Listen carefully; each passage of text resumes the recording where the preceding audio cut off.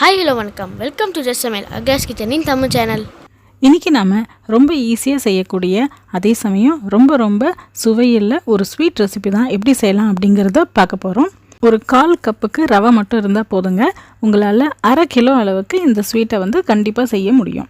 ரவையை வச்சு எப்படி நாம் சூப்பராக ரசகுல்லா பண்ணலாம் அப்படிங்கிறது தான் இந்த வீடியோவில் நாம் பார்க்க போகிறோம்.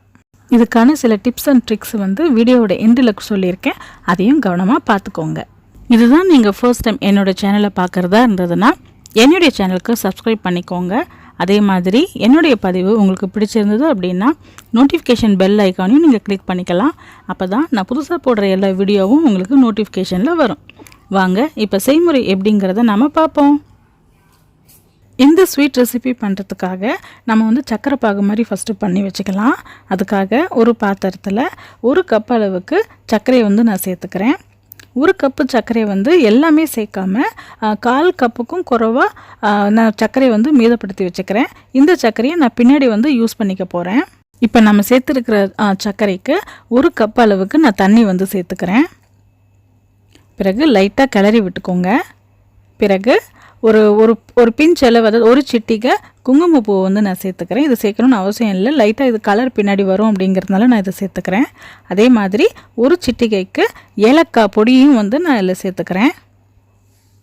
உங்களுக்கு வேணும் அப்படின்னா ஏதாவது வெனிலா எசன்ஸ் இல்லை ஏதாவது எசன்ஸ் மாதிரி கூட நீங்கள் சேர்த்துக்கலாம், அது உங்கள் விருப்பம்தான். இப்போ இந்த தண்ணி நல்லா கொதிக்கட்டும். அதாவது சக்கரை நல்லா கரையணும். அதனால் சக்கரை நல்லா கரைஞ்சி நல்லா கொதிக்க விடுங்க. இதுக்கு கம்பி பதம் வரணும்னு சொல்லிட்டு அவசியம் கிடையாது. ஓரளவு சக்கரை நல்லா கரைஞ்சி கொஞ்சம் பிசுபிசுப்பு தன்மை வந்தால் மட்டும் போதும். அதோடு நீங்கள் இதை ஸ்டாப் பண்ணிடலாம். இப்போ ஒரு அகலமான பாத்திரத்தில் 1 டேபிள் ஸ்பூனுக்கு நெய்யை நான் சேர்த்துக்கிறேன். 1 டேபிள் ஸ்பூன் இல்லை 2 டேபிள் ஸ்பூன் நெய் நீங்கள் சேர்த்துக்கலாம். நெய் ஓரளவு சூடானதும் நாம் 1/4 கப்லேருந்து 1/3 கப் ஆஃப் ரவையை நம்ம இதில் சேர்த்துக்கலாம். இதை நீங்கள் low flame or low to medium ஃப்ளேம்லேயே வச்சு பண்ணுங்கள். ரவை நல்ல நெய்யில் நல்லா வறுத்து எடுத்துக்கோங்க. ரவை அதே மாதிரி கருப்பு எதுவும் வந்துடக்கூடாது, தீயாத மாதிரி பார்த்துக்கோங்க. ஏன்னா லோ ஃப்ளேம்லேயே வச்சு கூட நீங்கள் பண்ணலாம், கரெக்டாக இருக்கும். இப்போ இதை நல்லா நம்ம ரோஸ்ட் பண்ணிக்கலாம். நல்ல வாசம் வரும் உங்களுக்கு.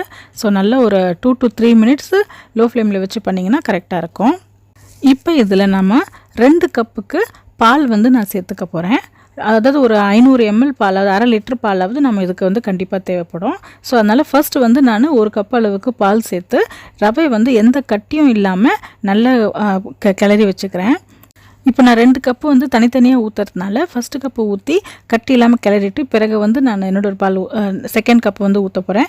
சப்போஸ் நீங்கள் 500 ml பாலையும் உடனே நீங்கள் சேர்க்குறதா இருந்ததுன்னா கொஞ்சம் கொஞ்சமாக பாலை சேர்க்க அப்படியே கிளறிக்கிட்டே இருங்க. அப்போ தான் உங்களுக்கு கட்டி இல்லாமல் கரெக்டாக வரும்.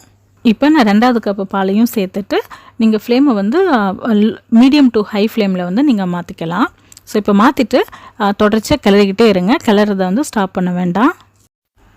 பாருங்கள், நீங்கள் கிளற நல்லா கட்டியாக ஆரம்பிச்சிருச்சு. ஐயோ 1/4 கப்பு ரவைக்கு 1/2 லிட்டர் பாலா அப்படின்னு சொல்லிட்டு நீங்கள் நினைக்க வேண்டாம். இது கரெக்டாக இருக்கும். இப்போ கொஞ்சம் ஓரளவு கட்டியாக ஆரம்பித்த பிறகு நம்ம ஹை ஃப்ளேமில் வைக்காமல் லோ டு மீடியம் ஃப்ளேமில் நீங்கள் மாற்றிக்கோங்க. பாருங்கள், ரவையும் நல்லா வெந்து வர ஆரம்பிச்சிருச்சு. அதே மாதிரி நல்லா கட்டியாக எடுத்து பாருங்கள். இந்த சமயத்தில் நம்ம தனியாக எடுத்து வச்சுருந்தோம் இல்லைங்களா சக்கரை, அதை இப்போ இது கூட சேர்த்துக்கலாம். சேர்த்து நல்லா சக்கரை நல்லா கரையிற வரைக்கும் நல்லா கிளறிக்கிட்டே இருங்க. நீங்கள் கிளற நம்ம ரவை சைட்லலாம் பாத்திரத்தில் சைட்லலாம் ஒட்டாமல் அழகாக உங்களுக்கு தனியாக வர ஆரம்பிக்கும். அந்த சமயத்தில் நீங்கள் லோ ஃப்ளேமில் மாற்றிக்கோங்க. லோ ஃப்ளேமில் மாற்றிட்டு நீங்கள் சின்னதாக நீங்கள் கொஞ்சமாக ரவை எடுத்து கையில் உருட்டி பார்த்தீங்க அப்படின்னா உங்களுக்கு அழகாக உருட்ட வரும்.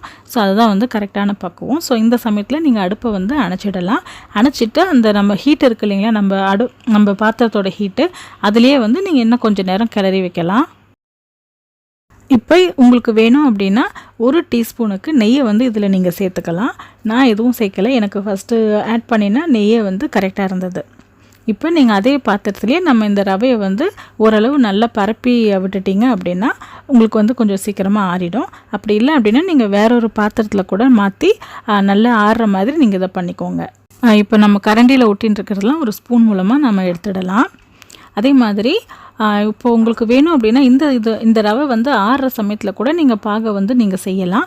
எனக்கு வந்து முன்னாடியே பண்ணி வச்சுட்டா ஈஸியாக இருக்குன்னு தோணுச்சு, அதனால் நான் ஃபஸ்ட்டே பண்ணி வச்சுட்டேன். உங்களுக்கு வந்து இப்போ பண்ணணும் அப்படின்னா நீங்கள் இப்போ பண்ணிக்கோங்க. இப்போ இந்த ரவை வந்து ஒரு 10 நிமிஷம் மட்டும் நல்லா ஆறட்டும். நல்லா ஆற வச்சுக்கோங்க. அப்போ தான் வந்து உங்களால் நல்லா பிசைய முடியும். நல்லா பிசைஞ்சு நம்ம உருண்டைகளாக ஆக்க போகிறோம். அதனால் நல்லா ஆற விட்டுக்கோங்க. பிறகு எனக்கு வந்து இப்போ ஒரு 10 நிமிஷம் ஆயிடுச்சு. அதனால் இப்போ வந்து நான் கொஞ்சமாக கையில் வந்து நெய்யை தடவிக்கிட்டு நான் நல்லா பிசைய ஆரம்பிக்கிறேன்.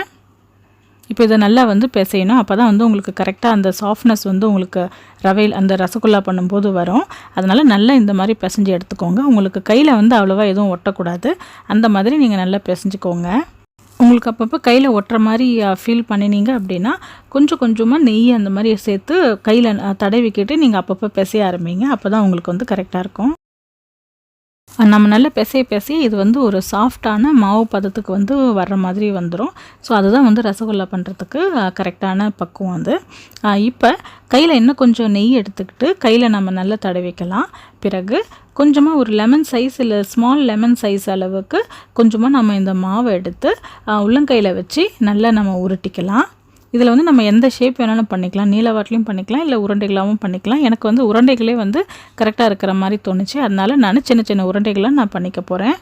நீங்கள் உருண்டைகளாக உருட்டும் போது அழுத்தம் வந்து ரொம்ப கொடுத்துடாதீங்க. ஏன்னா ரொம்ப டைட்டாக அழுத்தம் கொடுத்து நீங்கள் பண்ணிட்டீங்க அப்படின்னா உங்களுக்கு ஜீராவில் போட்டு அது குக் ஆகும்போது உங்களுக்கு உள்ளே வந்து நடுவு போர்ஷனில் வந்து சரியாக குக் ஆகாத மாதிரி இருக்கும். ஜீரா வந்து உள்ளே போகாது.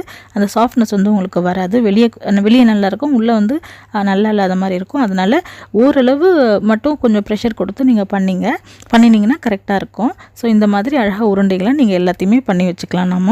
இப்போ நம்ம பண்ணின இந்த எல்லா உருண்டைகளையும் நம்ம ஏற்கனவே செஞ்சு வச்சுருக்கிற சுகர் சிரப் இருக்குது இல்லைங்களா, அந்த ஜீரா இருக்குது இல்லைங்களா, அதில் வந்து நம்ம இப்போ போட்டுக்கலாம்.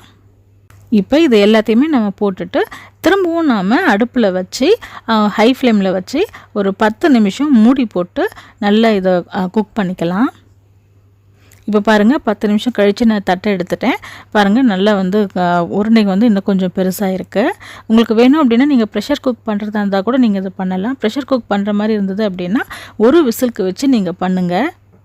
இப்போ பாருங்கள் ஒன்றே ஒன்று மட்டும் நான் எடுத்து நல்லா எப்படி வந்திருக்கு, நல்லா சாஃப்டாக வந்திருக்கா இல்லையான்னு சொல்லிட்டு நான் பார்க்க போகிறேன். இப்போ அதனால் நான் லைட்டாக அழுத்தி பார்க்குறேன். நல்லா சாஃப்டாக தான் வந்திருக்கு. ஆனால் என்னால் ரொம்ப அழுத்த முடியல, ஏன்னா ரொம்ப சூடாக இருக்குது. அது இன்னும் ஆறலை ஆக்சுவலாக.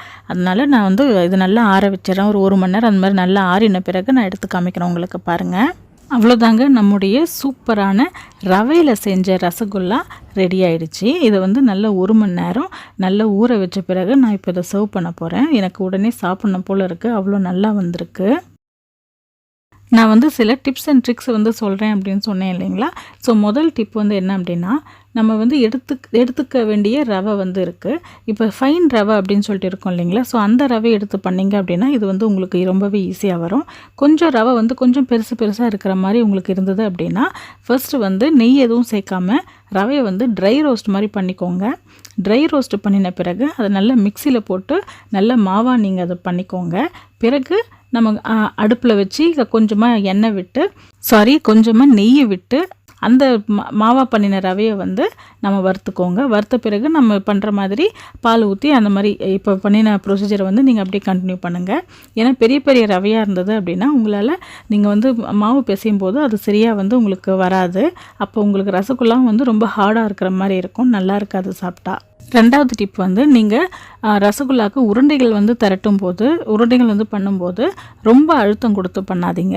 ஏன்னா வந்து நம்ம வந்து வறுத்துலாம் நம்ம பண்ண போகிறதில்ல, ஜஸ்ட் அப்படியே ஸ்டீம் குக் மாதிரி சுகர் சிரப்பில் போட்டு குக் பண்ண போகிறோம்.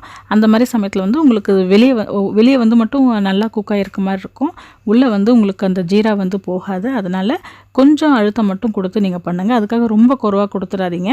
ரொம்ப குறைவாக கொடுத்தீங்க அப்படின்னா உங்களுக்கு குக் ஆகும்போது கண்டிப்பாக வந்து ரவை வந்து உடைய ஆரம்பிக்கும். ஸோ இதெல்லாம் வந்து நீங்கள் மனசில் வச்சு கரெக்டாக பண்ணுங்கள். இப்போ மூணாவது டிப் என்ன அப்படின்னு சொல்லிட்டு பார்த்தீங்கன்னா, நீங்கள் உருண்டைகளை உருட்டும் போது சில டைம்ஸ் வந்து உங்களுக்கு விரிசல்கள் வந்து வர மாதிரி இருக்குது அப்படின்னு சொல்லுவாங்க. ஸோ அப்போ வந்து மாவு வந்து உங்களுக்கு ட்ரை ஆகிடுச்சு அப்படின்னு சொல்லிட்டு அர்த்தம். அதனால் நீங்கள் 1 டீஸ்பூன் அளவுக்கு பால் மட்டும் சேர்த்துக்கோங்க. பிறகு உங்கள் கையில் கொஞ்சமாக நெய்யை தடவிக்கிட்டு நீங்கள் உருட்டினீங்க அப்படின்னா உங்களுக்கு வந்து விரிசல் இல்லாமல் கரெக்டாக வந்துடும். ரொம்ப பால் சேர்க்க வேண்டாம், அப்போ வந்து ரொம்ப குழகுழன்னு ஆகிடும், நல்லா வராது. இந்த டிப்ஸ் அண்ட் ட்ரிக்ஸோட நீங்களும் இந்த ரவை ரசகுல்லாவை வீட்டில் செஞ்சு பாருங்கள். செஞ்சு பார்த்துட்டு உங்களுக்கு எப்படி வந்தது அப்படின்னு சொல்லிட்டு எனக்கு கமெண்ட் பண்ணுங்கள். இந்த வீடியோ உங்களுக்கு பிடிச்சிருந்ததுன்னா லைக் பண்ணுங்கள், ஷேர் பண்ணுங்கள் மற்றும் சப்ஸ்கிரைப் பண்ணுங்கள். அதே மாதிரி என்னுடைய வீடியோஸ் உங்களுக்கு நோட்டிஃபிகேஷன் வரணும் அப்படின்னா பெல் ஐக்கானை கிளிக் பண்ணிக்கோங்க. மீண்டும் வேறொரு புதிய வீடியோவுடன் உங்களை நான் சந்திக்கிறேன். அதுவரை வீடியோ பார்த்ததுக்கு மிக்க நன்றி. ரசித்து ரசித்து சமைங்க, ருசித்து ருசித்து சாப்பிடுங்க.